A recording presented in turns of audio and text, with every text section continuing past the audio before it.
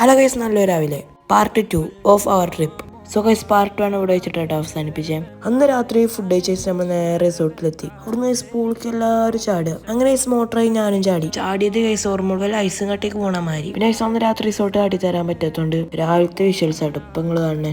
നല്ലൊരു കിടിലം പോലത്തെ റിസോർട്ട്. പിന്നെ അവിടെ നിന്ന് നേരെ ഇറങ്ങി. ഇപ്പൊ നമ്മൾ നേരെ ഫുഡ് കഴിക്കാൻ പോവാ. അവിടെ ഭൂരിയും ദോശയും ഇഡ്ഡലിയും ഒക്കെ ഉണ്ടായിരുന്നു. അത് കഴിഞ്ഞ നമ്മൾ നേരെ ഗാർഡനിൽ പോവാം. അവിടുന്ന് ആ മലന്റെ മുകളിൽ പോയ ഫുൾ വ്യൂ കാണും. പക്ഷേ ഫെയിൽ ആയതുകൊണ്ട് നമ്മൾ ആരും പോയില്ല. അത് കഴിഞ്ഞ നമ്മൾ വീണ്ടും ക്യാമ്പസിൽ കയറി നമ്മളൊരു മ്യൂസിയത്തിലെത്തി. നമ്മളെ ടൂർ കളറായത് ഇവിടെയാണ് ഗൈസ്. കാരണം അത്രത്തോളം എക്സ്പീരിയൻസ് ചെയ്യാനുള്ള സാധനങ്ങളുണ്ട്. എന്റെ മസിലൊന്ന് വീഡിയോ കാണാൻ വേണ്ടിയിട്ടാണ് ഈ കാട്ടിക്കൂട്ടുന്നത്. അതിൻ്റെ ഉള്ള കുറെ അടിപൊളി സംഭവങ്ങളൊക്കെ ഉണ്ടായിരുന്നു. ഇപ്പോഴാണ് വീണ്ടും അതിനെ ഓരോ കാട്ടിക്കൂട്ടുക. എന്റെ പേര് ചെയ്താൽ നോക്കാം, പക്ഷെ ഒന്നും പറ്റണില്ല.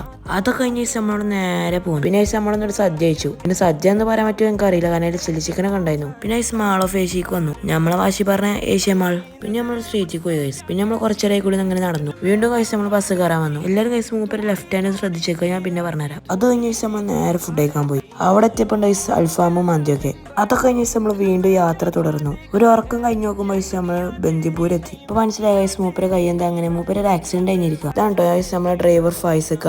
മൂപ്പരാണ് ഗൈസ് ഒന്ന് തുണിമേണ ഇറങ്ങിക്കണേ. അതൊക്കെ ഗൈസ് വീണ്ടും ഒരു ഫുഡ് കഴിക്കാനെത്തി. ഈ ഫുഡാണ് ഗൈസ് നമ്മളെ ടൂറിന്റെ ലിസ്റ്റിലില്ല. അതുകൊണ്ട് തന്നെ ഗൈസ് മാനേജ്മെന്റിന് ഒരു ബിഗ് താങ്ക്സ്. വീണ്ടും ബസ് കയറി നമ്മൾ യാത്ര തുടർന്നു. അതൊക്കെ കഴിഞ്ഞ നമ്മൾ നേരെ സ്കൂളിലെത്തി. ഇവിടെ വെച്ച് നമ്മൾ ടൂർ വ്ളോഗ് കഴിഞ്ഞു. അപ്പൊ ഞാൻ എന്തെങ്കിലും ചലഞ്ച് വ്ളോഗ് അയച്ചു വരാം. അപ്പൊ ബാക്കി നാളെ.